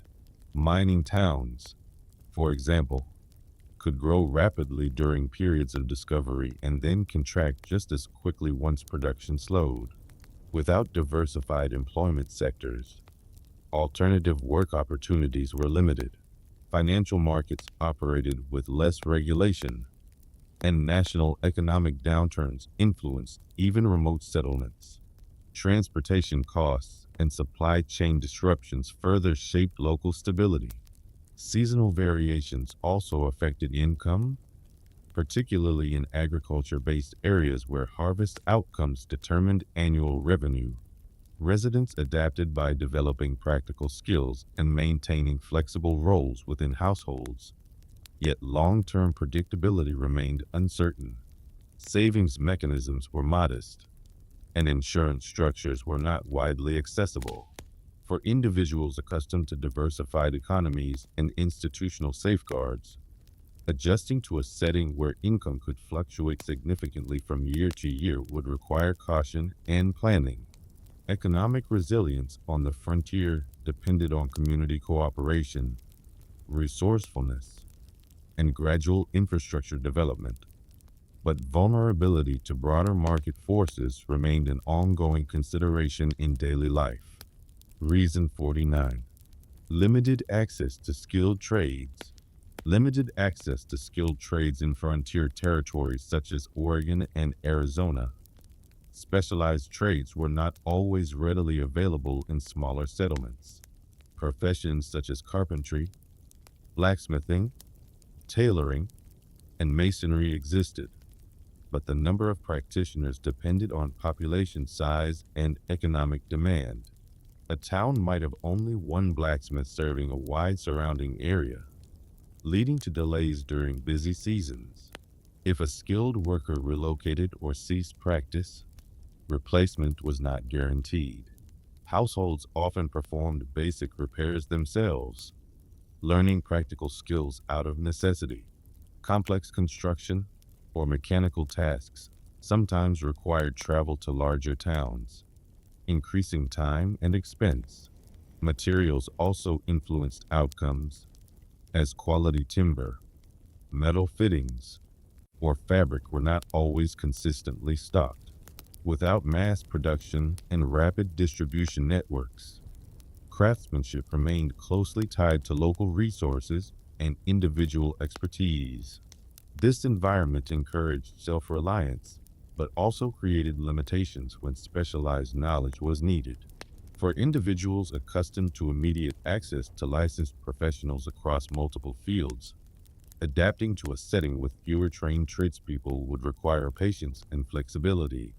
The availability of skilled labor shaped construction standards, equipment maintenance, and overall community development in gradual and practical ways. Reason 50. Limited access to printed information. Limited access to printed information in frontier territories such as New Mexico and Wyoming. Printed materials were available, but not always abundant, particularly in smaller settlements. Newspapers were typically produced in larger towns, and copies had to be transported by wagon or rail to outlying communities. Delivery schedules varied depending on weather and route conditions, meaning that news often arrived days or weeks after events occurred. Books were valued possessions, yet personal libraries were modest due to cost and limited supply chains. Schools relied on a small number of shared textbooks, and access to updated editions was irregular. Printing presses required specialized equipment and materials, so establishing a local paper involved investment and population support. As a result, exposure to national debates, scientific developments, and cultural trends unfolded gradually. Information exchange depended heavily on word of mouth, public notices, and community gatherings. For individuals accustomed to constant digital access to global information, adapting to a slower and narrower flow of printed content would require patience. Knowledge still circulated, but it did so at a measured pace shaped by transportation infrastructure and economic capacity. The availability of printed information influenced education, commerce, and civic awareness within frontier communities over time. Reason 51. Limited access to professional legal services. Limited access to professional legal services in frontier territories such as Montana and Texas. Formal legal representation was available in some towns, but not consistently accessible across remote settlements. While courts operated in established communities, trained attorneys were few in number outside larger population centers. Individuals involved in property disputes, Business agreements or inheritance matters sometimes represented themselves due to cost or distance. Legal codes were evolving alongside territorial governance, and documentation practices were not always standardized. Land claims in particular required careful record keeping, yet surveying methods could vary in accuracy, occasionally leading to overlapping boundaries. Travel to attend court sessions required time and resources, and proceedings were scheduled around the availability of judges who often served wide districts. Written contracts were important but depended on mutual trust and clear communication, as enforcement mechanisms could be limited by geography.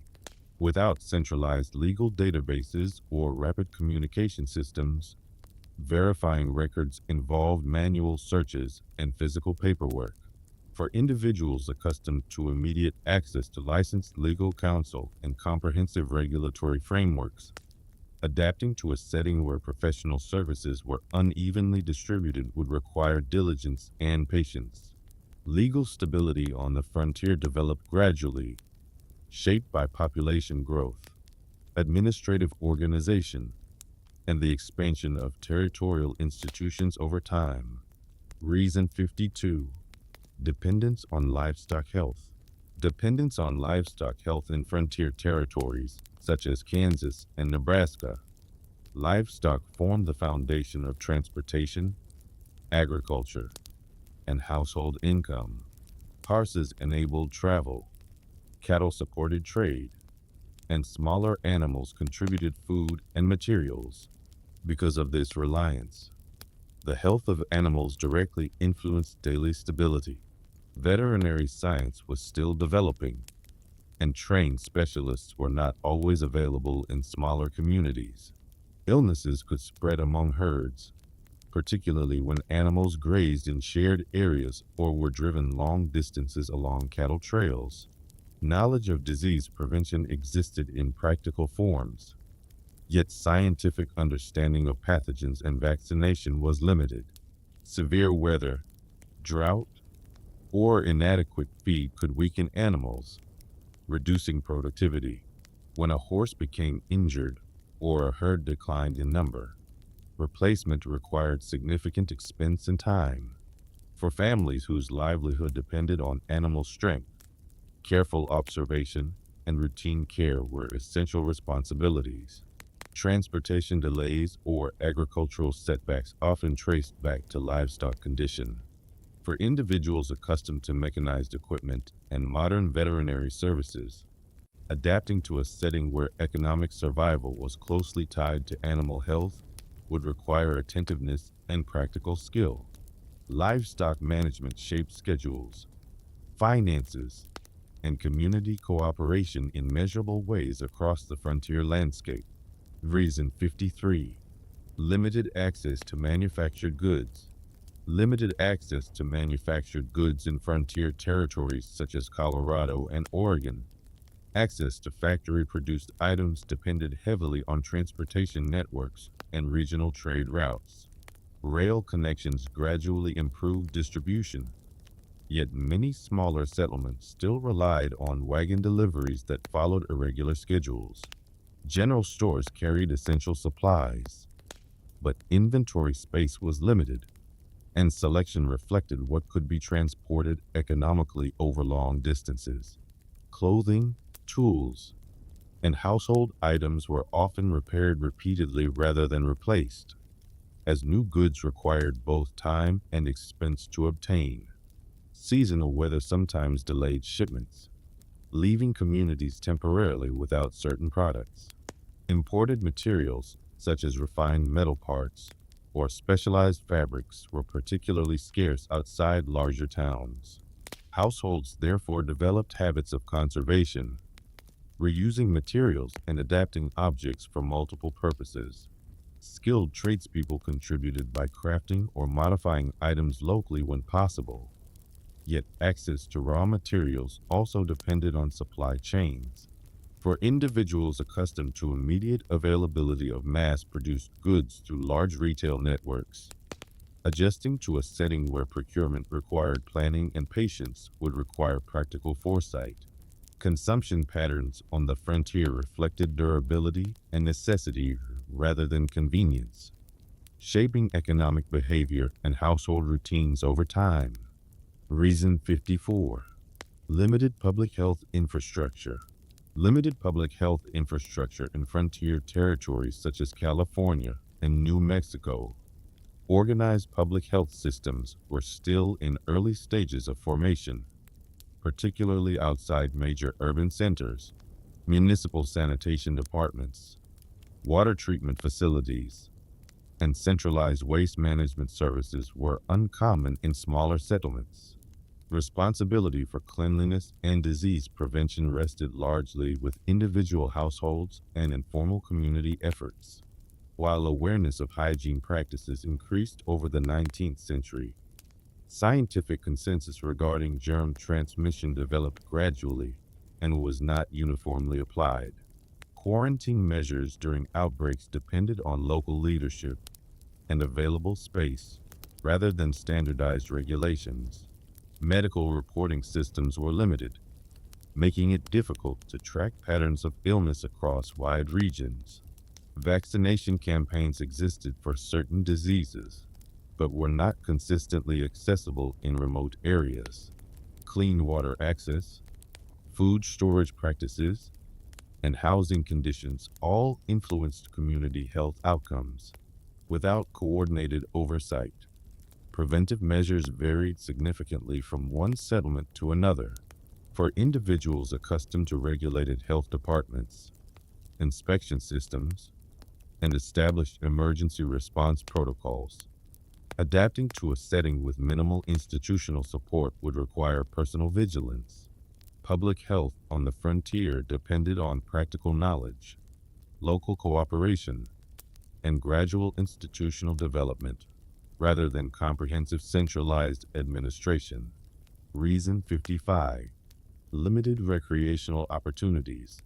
Limited recreational opportunities in frontier territories such as Nevada and Montana. Leisure activities were shaped by local resources and community size.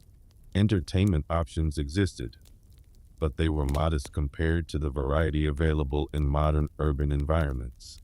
Social gatherings often centered on church events, seasonal festivals, or informal meetings at general stores and town halls.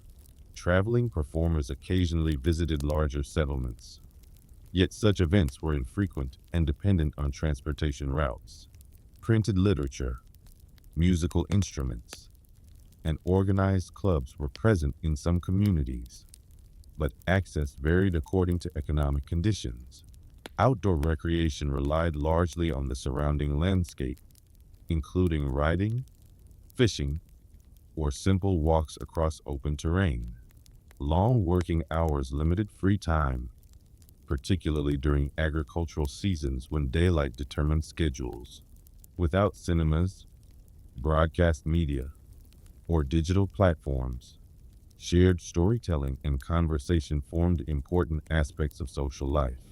While this environment encouraged close community bonds, it also required individuals to generate much of their own entertainment. For someone accustomed to constant access to streaming services, organized sports leagues, and diverse cultural events, adapting to a narrower range of recreational outlets would require adjustment. Leisure on the frontier was quieter and more locally centered, reflecting the practical realities of settlement life. Reason 56. Limited access to reliable news verification. Limited access to reliable news verification in frontier territories such as Texas and California. Information circulated through newspapers, travelers, and word of mouth, yet verifying accuracy was often difficult. Printing presses in larger towns produced local papers, but editorial standards varied and access to distant sources was limited. Reports from other regions depended on telegraph lines were available, and even then messages were brief and sometimes delayed. In smaller settlements without direct telegraph connections, Updates arrived through stagecoach or personal correspondence, increasing the chance of misunderstanding or exaggeration. Once a story entered circulation, correcting inaccuracies could take considerable time. Public meetings and community discussions served as informal forums for clarifying events, yet definitive confirmation was not always attainable. This slower process influenced business decisions, migration plans, and personal judgments. Without centralized broadcasting networks or independent fact-checking institutions, residents relied heavily on trust in local editors or community leaders. For individuals accustomed to instantaneous cross-referencing of multiple digital sources, adapting to a setting where information validation required patience and discernment would require caution. The gradual pace of communication shaped public awareness and collective decision-making across frontier communities, reinforcing the importance of reputation and measured interpretation. Reason 57. Limited infrastructure for waste disposal. Limited infrastructure for waste disposal in frontier territories such as Oregon and Arizona. Organized systems for waste collection and disposal were still developing, particularly outside larger towns. Household refuse was typically managed on individual properties, often through burial, burning, or placement in designated pits. While these practices addressed immediate needs, they required consistent maintenance and awareness of proximity to water sources. Livestock manure added to the overall volume of organic waste within settlements, and coordinated removal efforts varied by community size and resources.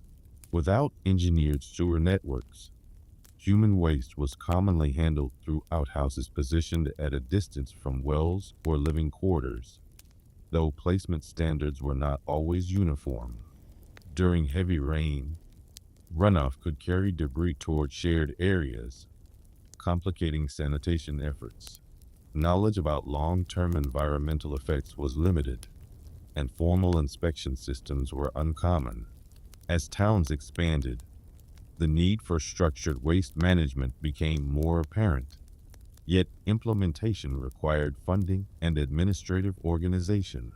For individuals accustomed to centralized trash collection and underground sewage systems, adapting to a setting where disposal was largely a personal responsibility would require attentiveness and routine labor. Waste management on the frontier reflected practical adaptation rather than standardized municipal planning, influencing daily habits and community health conditions. Reason 58. Limited access to emergency assistance. Limited access to emergency assistance in frontier territories such as Idaho and New Mexico. Organized emergency response systems were minimal, particularly in sparsely populated areas. There were no centralized dispatch centers, ambulance services, or rapid communication networks to coordinate immediate help in the event of injury, fire, or sudden illness. Assistance depended largely on proximity to neighbors and the availability of transportation. Distances between homesteads could span several miles, meaning that seeking aid required travel by horseback or wagon. Weather conditions and terrain sometimes delayed response times further. Community members often relied on informal mutual aid, assisting one another during urgent situations. Yet resources were limited to what individuals could provide directly.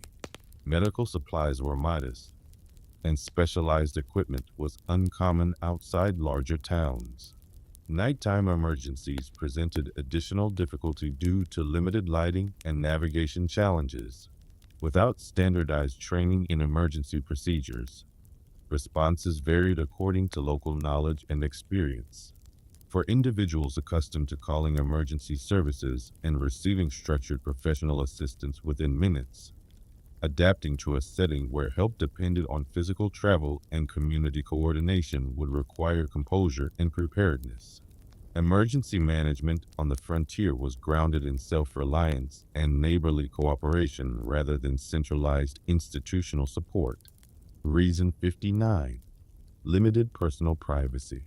Limited personal privacy in frontier territories such as Kansas and Colorado. Community size and housing design influenced daily expectations regarding privacy.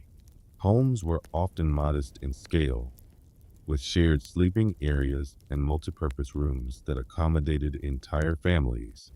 Thin wooden walls or sod construction offered limited sound insulation, allowing ordinary household activity to be easily heard. In small towns, social networks were closely connected, and personal matters circulated quickly through conversation at general stores, churches, and community gatherings. Boarding houses, which provided lodging for travelers and laborers, placed multiple unrelated individuals under the same roof, further reducing seclusion. Written correspondence could pass through local postmasters who were personally acquainted with residents, reinforcing the interconnected nature of social life. While strong community bonds offered support, they also meant that anonymity was rare. Decisions, disputes, and changes in circumstance were often visible to neighbors. For individuals accustomed to private living spaces, digital security, and personal autonomy within large urban populations, adapting to an environment where daily routines unfolded within close communal observation would require adjustment. Social life on the frontier emphasized familiarity and cooperation, yet it also limited the degree of personal separation that modern infrastructure often provides. Reason 60. Limited access to specialized healthcare facilities. Limited access to specialized healthcare facilities in frontier territories such as California and Montana. Hospitals were present in some larger towns, yet specialized medical centers were uncommon across vast rural areas. Most communities relied on general practitioners who addressed a wide range of conditions with limited equipment. Facilities dedicated to surgery, maternity care, or long-term treatment existed primarily in more established cities, requiring extended travel for those living in outlying districts. Transportation constraints and weather conditions sometimes delayed access to these centers. Medical instruments were basic, sterilization practices were still evolving, and diagnostic capabilities were restricted to observable symptoms and practitioner experience. Patients recovering from illness often did so at home, supported by family members rather than trained nursing staff. Pharmacies carried available remedies, but supplies were shaped by distribution routes and local demand. Without coordinated referral systems or rapid transport, continuity of care depended on individual initiative. For individuals accustomed to specialized departments, advanced imaging, and integrated hospital networks, adapting to a setting where treatment options were limited by geography would require resilience and careful planning. Healthcare delivery on the frontier reflected gradual institutional development, balancing community-based care with the practical limitations of distance and infrastructure. Reason 61. Limited standardization of timekeeping. Limited standardization of timekeeping in frontier territories such as Utah and Arizona. Consistent timekeeping practices were still developing before the widespread adoption of standardized time zones in the late 19th century. Local communities often set clocks according to the position of the sun, creating variations from town to town.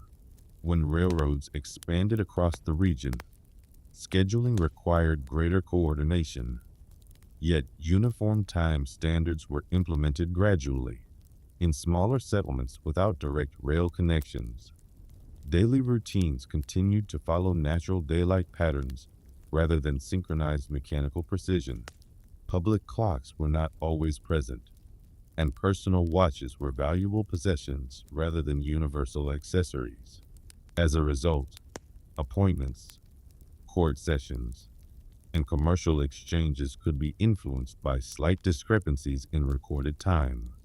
Agricultural work typically began at sunrise and concluded at dusk, aligning more closely with environmental conditions than with fixed numerical hours.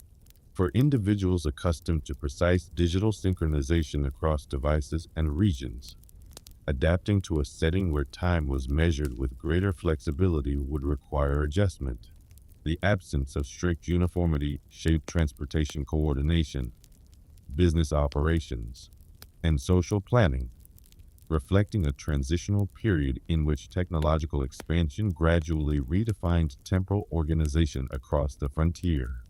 Reason 62. Limited insurance and social safety nets. Limited insurance and social safety nets in frontier territories such as Nebraska and Texas. Formal insurance systems and government-supported assistance programs were minimal or entirely absent in many communities. While some mutual aid societies and private insurers operated in larger towns, coverage was not universally available, and policies could be limited in scope. Families generally relied on personal savings, extended relatives, or local charitable efforts during periods of hardship. Crop failure, livestock loss, illness, or property damage could significantly affect household stability, and recovery depended largely on individual resources. Without structured unemployment benefits or comprehensive health coverage, financial setbacks required careful planning and resilience. Community fundraising events and church-based support networks sometimes provided temporary relief, yet these measures were informal and varied in capacity. Legal frameworks for claims processing were still evolving, and documentation practices were less standardized than in modern systems. For individuals accustomed to regulated insurance markets and established public assistance programs, adapting to an environment where risk management rested primarily on personal and communal responsibility would require prudence. Economic security on the frontier reflected gradual institutional growth, shaped by local initiative rather than centralized administrative protection. Reason 63. Limited access to clean clothing and laundry facilities. Limited access to clean clothing and laundry facilities in frontier territories such as Colorado and Kansas. Maintaining clean clothing required significant time and physical effort. Washing was typically done by hand using water drawn from wells, heated over stoves, and combined with soap that was often homemade from animal fat and lye. The process involved scrubbing garments against washboards, rinsing repeatedly, and hanging items outdoors to dry. Weather conditions influenced the outcome. Strong winds could carry dust onto freshly washed fabric, while cold temperatures slowed drying, because fabric and ready-made clothing were not easily replaced. Garments were repaired and reused frequently. Households scheduled laundry around water availability and fuel supplies, making it a periodic rather than daily task. In smaller settlements, commercial laundries were rare, and most responsibility rested within the home. Storage space for clothing was limited, so wardrobes were modest in size and variety. For individuals accustomed to automated washing machines, climate-controlled drying, and abundant apparel choices, adapting to this routine would require patience and physical endurance. Cleanliness standards existed, yet the methods for achieving them reflected available tools and environmental conditions, shaping domestic labor patterns across frontier communities. Reason 64. Limited access to diverse cultural exchange. Limited access to diverse cultural exchange in frontier territories such as Nevada and Idaho. Cultural life developed gradually and was shaped primarily by the backgrounds of the settlers who established each community. While migration brought individuals from different regions and countries, the overall population density remained low in many areas, limiting exposure to a broad range of artistic, linguistic, and intellectual traditions. Traveling lecturers, musicians, or theater groups occasionally passed through larger towns, yet such visits were infrequent and dependent on transportation routes.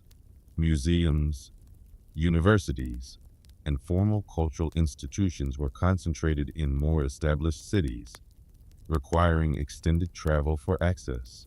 Printed literature circulated, but selection was constrained by distribution networks and local demand. Community events often reflected shared practical concerns rather than expansive cultural programming. Religious gatherings, seasonal fairs, and civic meetings served as important social anchors. Yet opportunities for sustained engagement with diverse perspectives were limited by geography. For individuals accustomed to immediate access to global media, multicultural events, and academic forums, adapting to a setting where cultural exchange unfolded slowly and locally would require adjustment. Cultural development on the frontier was steady and community-centered, influenced by migration patterns and economic growth rather than centralized institutional infrastructure. Reason 65. Limited environmental protection regulations. Limited environmental protection regulations in frontier territories such as Montana and California. Formal environmental regulations were minimal during early settlement periods. Land use decisions were primarily guided by immediate economic needs rather than long-term ecological planning. Mining operations, timber harvesting, and agricultural expansion proceeded with limited oversight. As administrative frameworks were still developing, waste from extraction activities could accumulate near waterways, and grazing patterns sometimes affected soil stability. Scientific understanding of ecosystem balance was not yet widely integrated into policy. Communities focused on resource availability for survival and growth, often without comprehensive assessment of cumulative impact. Public agencies dedicated to conservation emerged gradually, and protective legislation expanded later in response to changing awareness. In the interim, land management practices varied according to local custom and individual judgment. For individuals accustomed to modern environmental standards, regulated waste disposal, and protected natural reserves, adapting to a setting where oversight mechanisms were limited would require practical caution. Environmental conditions on the frontier reflected a period of rapid development, shaped by economic opportunity and evolving institutional capacity rather than established regulatory systems. Reason 66. Limited transportation safety standards. Limited transportation safety standards in frontier territories such as Wyoming and Arizona. Transportation methods developed ahead of comprehensive safety regulation. Wagons, stagecoaches, and early rail services operated with practical experience guiding procedures rather than standardized engineering codes. Road construction was often informal, shaped by repeated travel rather than surveyed design. Guardrails, graded surfaces, and structured maintenance schedules were uncommon outside major rail corridors. Animal-drawn vehicles depended on harness strength and driver skill, and equipment inspection varied by individual diligence. Rail expansion improved long-distance travel efficiency, yet signaling systems and braking technologies were still evolving during early phases. Weather conditions further influenced reliability, as mud, snow, or high winds could alter route stability. Travelers accepted a degree of unpredictability as part of routine movement between settlements. Without centralized transportation authorities enforcing uniform standards, consistency differed from one region to another. For individuals accustomed to regulated vehicle manufacturing, roadway oversight, and systematic inspection protocols, adapting to an environment where safety practices relied heavily on personal judgment would require attentiveness. Transportation across the frontier reflected a period of rapid expansion, balancing opportunity for mobility with developing institutional frameworks for oversight. Reason 67. Limited access to professional journalism. Limited access to professional journalism in frontier territories such as Oregon and Texas. Newspapers played an important civic role, yet the scale of operations was often modest. Editors frequently managed reporting, printing, and distribution with small staffs, and financial sustainability depended on subscriptions and local advertising. Investigative reporting as a formalized practice was still emerging, and access to distant sources required telegraph connections or reprinted material from other papers. Smaller settlements sometimes relied on a single publication, limiting diversity of viewpoints. Printing equipment required maintenance and imported supplies such as paper and ink, which could be delayed by transportation constraints. Editorial perspectives reflected community interests and available information rather than national coordination. While many publishers aimed to inform residents responsibly, fact-checking resources were limited compared to later professional standards. Public notices, legal announcements, and local business updates formed a substantial portion of printed content. For individuals accustomed to large-scale media organizations with specialized correspondence and rapid global communication networks, adapting to a setting where journalism operated on a smaller, localized scale would require measured expectations. News dissemination on the frontier evolved alongside infrastructure and population growth, reflecting the gradual development of institutional media practices. Reason 68. Limited standardization of building codes. Limited standardization of building codes in frontier territories such as Colorado and Nevada.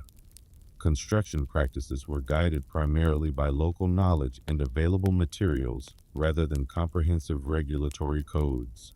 Settlers built homes, stores, and public structures according to immediate need, using timber, sod, or stone depending on regional supply, while experienced builders understood practical stability requirements.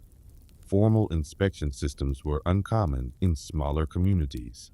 Fire-resistant spacing, load calculations, and structural reinforcement standards were not consistently documented or enforced. As towns expanded, rebuilding and modification occurred incrementally, sometimes without coordinated urban planning.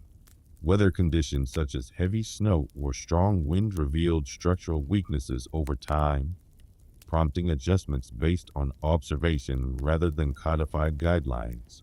Larger cities gradually introduced ordinances to reduce fire risk and improve durability, yet remote settlements often operated without centralized oversight.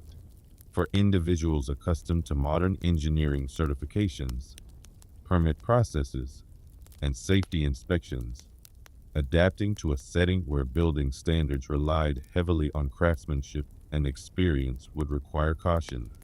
Frontier construction reflected practical adaptation and evolving municipal governance rather than uniform regulatory systems. Reason 69. Limited institutional continuity. Limited institutional continuity in frontier territories such as Kansas and California. Many civic institutions were newly established and subject to change as populations shifted. Town councils, courts, schools, and commercial enterprises developed alongside migration patterns, and their longevity depended on economic stability. Mining towns in particular experienced rapid growth followed by contraction when resource yields declined. As residents relocated, businesses closed, and public offices sometimes dissolved or reorganized. Record-keeping practices improved gradually, yet archival preservation was not always prioritized during periods of rapid expansion. Community identity therefore evolved in response to economic cycles and demographic change. Long-term planning was possible, but it required sustained population commitment and infrastructure investment. for individuals accustomed to long-standing institutions with decades or centuries of continuity. Adapting to an environment where civic structures were still forming would require flexibility. The frontier represented a transitional landscape in which governance, commerce, and social systems matured over time, shaped by migration, resource development, and gradual administrative organization.